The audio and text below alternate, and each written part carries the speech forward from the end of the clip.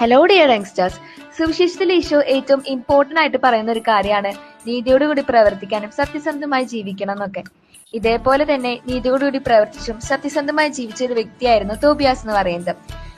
ആകപ്പാട് കൂടി ഈ ഒരു കൊച്ചൊരു ജീവിതമേ ഉള്ളൂ. ഈ ഒരു ജീവിതത്തിൽ ഈശോ ആവശ്യപ്പെടുന്നതും ഇത് തന്നെയാണ്.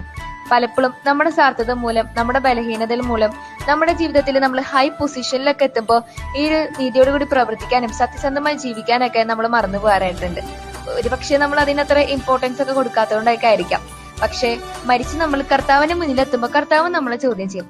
ആ ഒരു ടൈമിൽ ഈ പാപം ചെയ്യാനായിട്ട് നമ്മളെ പ്രേരിപ്പിച്ച ആരും നമ്മുടെ കൂടെ സപ്പോർട്ട് ചെയ്യുന്നൊന്നും ഉണ്ടാവില്ല. പക്ഷെ നമ്മൾ ജീവിക്കുന്ന ഈ ഒരു ടൈമില് പ്രത്യേകമായിട്ട് വിശുദ്ധ റപ്പാൽ മാലാഖയുടെ മാധ്യസ്ഥം തേടി പ്രാർത്ഥിക്കാം, നീതിയോടുകൂടി പ്രവർത്തിക്കാനും സത്യസന്ധമായി ജീവിക്കാനൊക്കെ. കാരണം തോബിയാസിനെ ഇത്രയും അടിപൊളിയായിട്ട് ജീവിക്കാൻ സഹായിച്ചത് വിശുദ്ധ റപ്പാൽ മാലാഖയാണ്.